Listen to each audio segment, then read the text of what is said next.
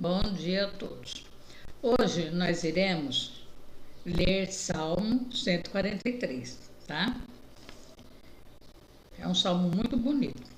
Ó Senhor, ouve a minha oração, inclina os ouvidos à minha súplica, escuta-me segundo a tua verdade e segundo a tua justiça, e não entres em juízo com o teu servo, porque à tua vista não se achará justo nenhum vivente.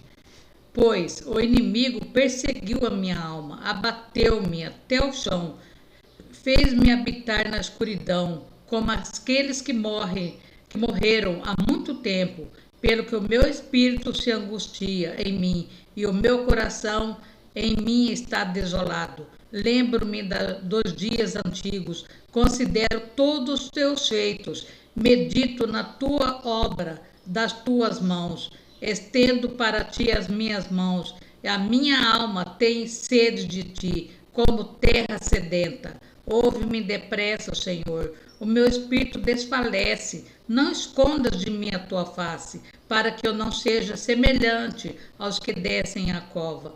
Faze-me ouvir a tua benignidade pela manhã, pois em ti eu confio. Faze-me saber o caminho que devo seguir, porque a ti levanto a minha alma.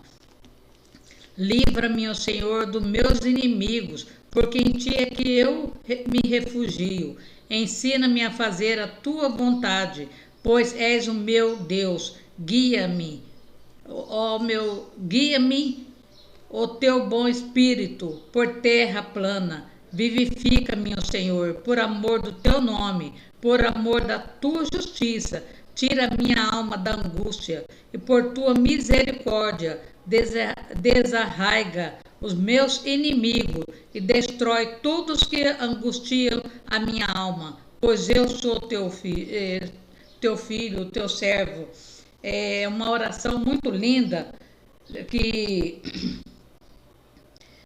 Davi fez, né, quando ele perdeu a esperança, sentia medo, um medo paralisante e uma profunda depressão. Ele ficou muito depressivo.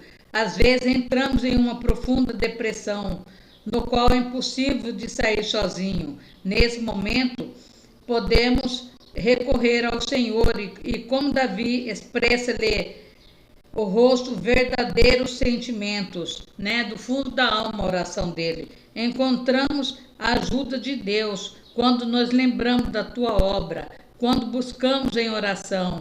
Em oração, Davi pediu, né, que viesse a fazer vontade de Deus e não a sua. Uma oração por direção, né, será egocêntrica se não houver reconhecimento do poder de Deus. Tem para direcionar a nossa vida. Devemos pedir para que Ele determine as nossas prioridades, né? E desperte a nossa mente e nos ensina a fazer a sua vontade. Porque a vida, gente, é muito curta. A gente está vendo muita gente brigando pelo poder, como se eles fossem viver eternamente, né? E mal sabe que é um sopro de vida na terra, né? A vida é curta. Davi nos lembrou de que o homem é semelhante à vaidade e que os nossos dias são como a sombra que passa. Tiago disse que a nossa vida é como um vapor que aparece por um pouco e depois se desvanece. Pelo fato de a vida ser curta, viva para Deus e não viva apenas para alcançar riqueza, poder, né? Ambição destemida, né?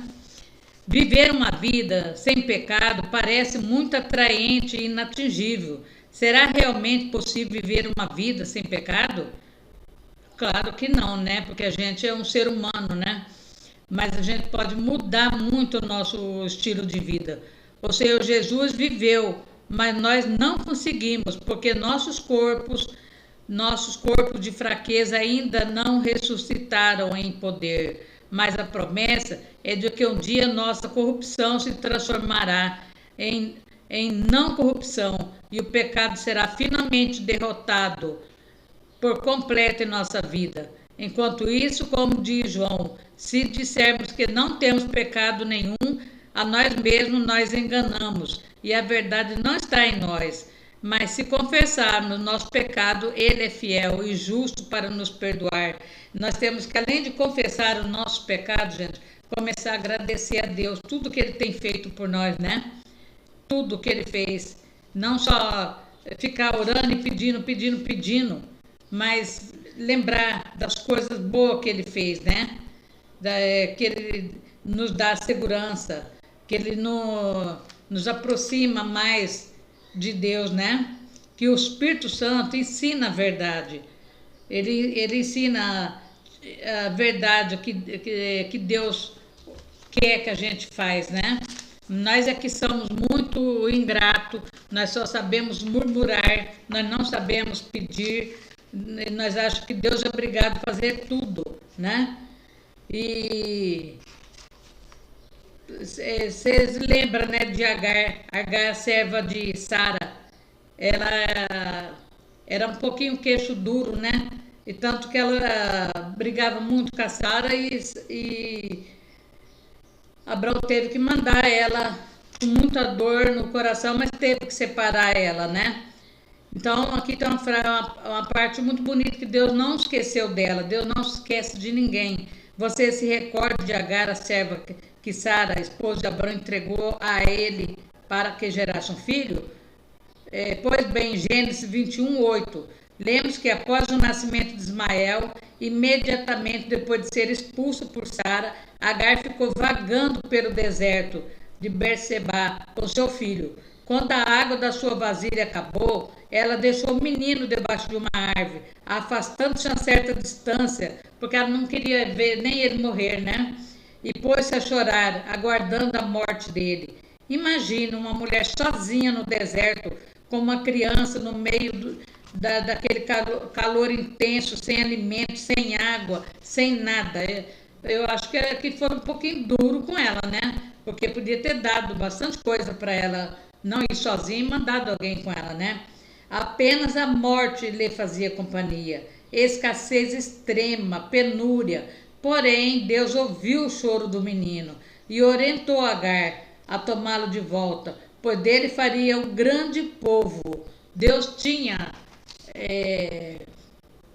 projeto na vida dele, né? Após abrir os olhos dela, mostrou-lhe uma fonte. E o texto termina afirmando: Deus estava com o menino. Ele cresceu, viveu no deserto, tornou-se um flecheiro.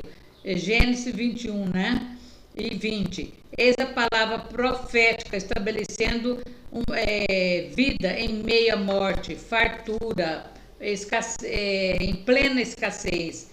Deus não deixou que ele morresse de sede, né? A palavra profética foi anunciada ao rei Acabe, ainda em pleno estio, demonstrando que Deus prometia a fartura após os 3 anos de escassez. Nós estávamos lendo no Salmo, né? A tristeza de Davi e tudo, mas ele sempre confiou em Deus.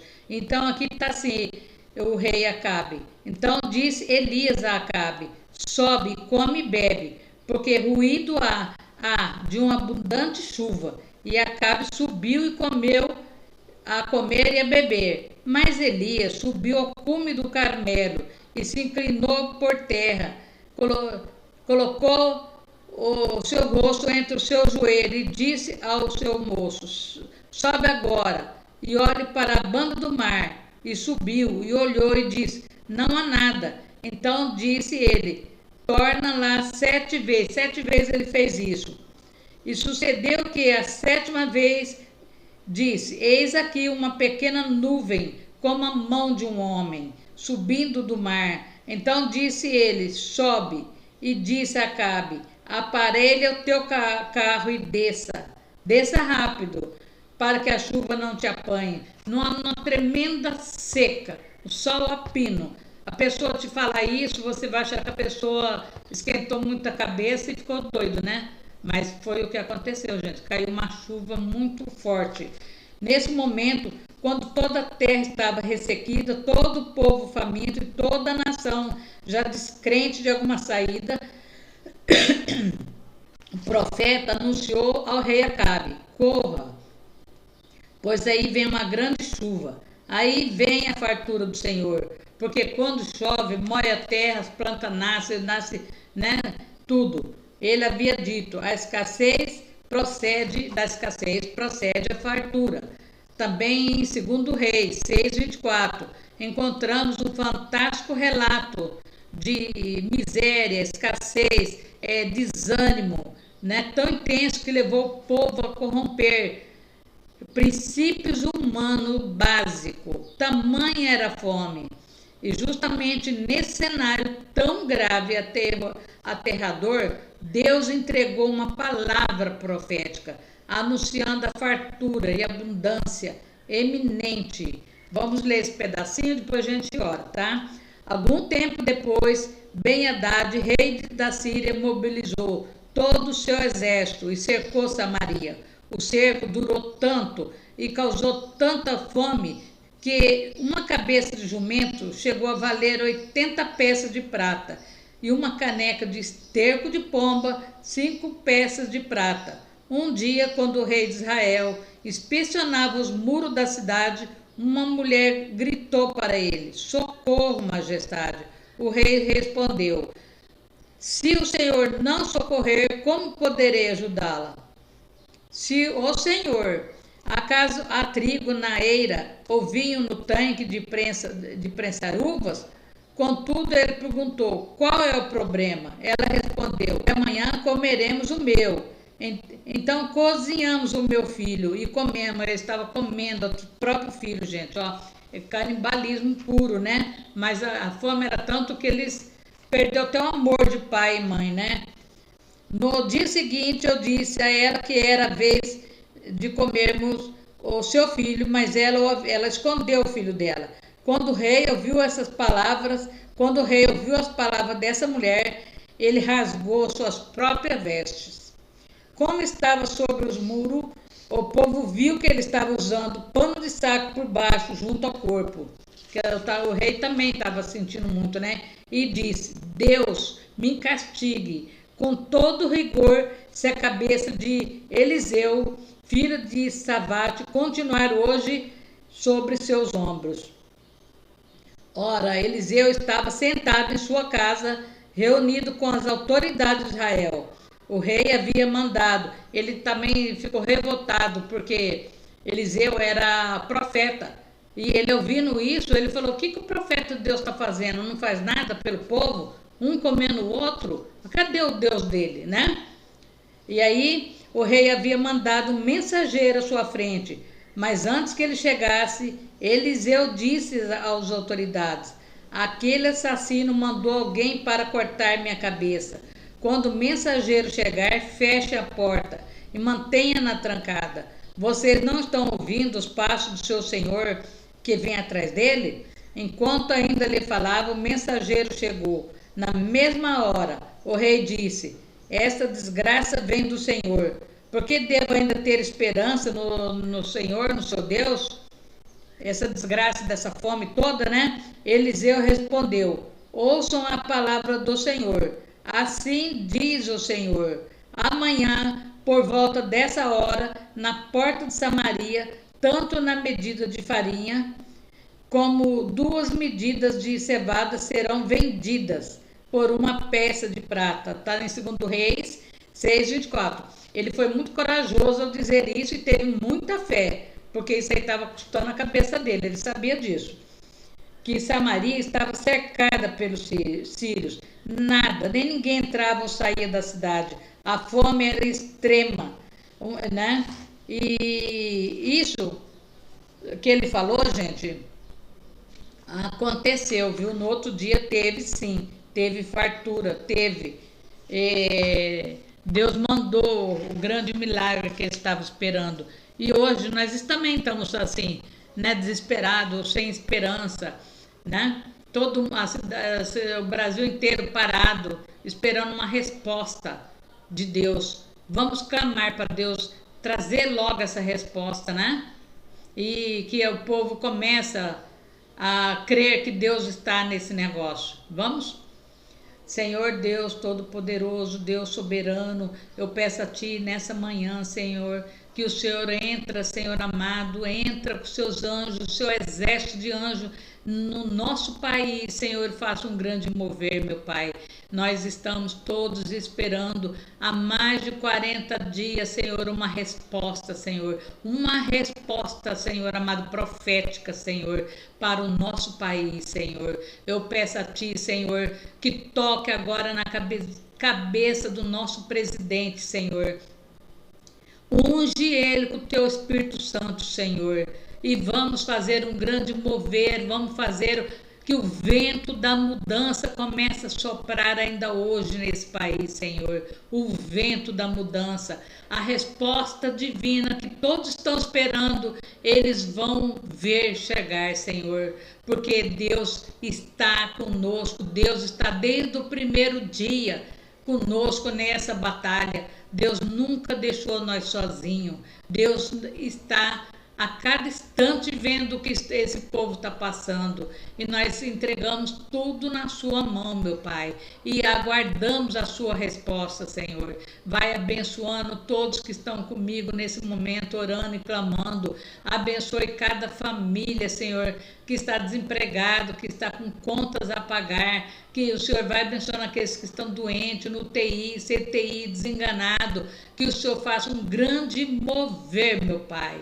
Um grande mover, que todo altar de Baal seja caído agora por terra, Senhor, seja despedaçado no poder de Deus. Vai dando a vitória para o teu povo que clama dia e noite, Senhor. Dê a vitória, Senhor, no poder de Deus e no sangue de Jesus. Amém. Amém. Muito obrigado e até amanhã, se Deus quiser. Fique com Deus. Vamos continuar firme, que Deus é maior, tá? Continue crendo que Deus está conosco, viu, gente? Deus nunca nos abandonou. Põe isso na cabeça, tá? E vamos continuar firme. Juntos seremos mais que vencedor. Tá bom? Obrigado e até amanhã, se Deus quiser.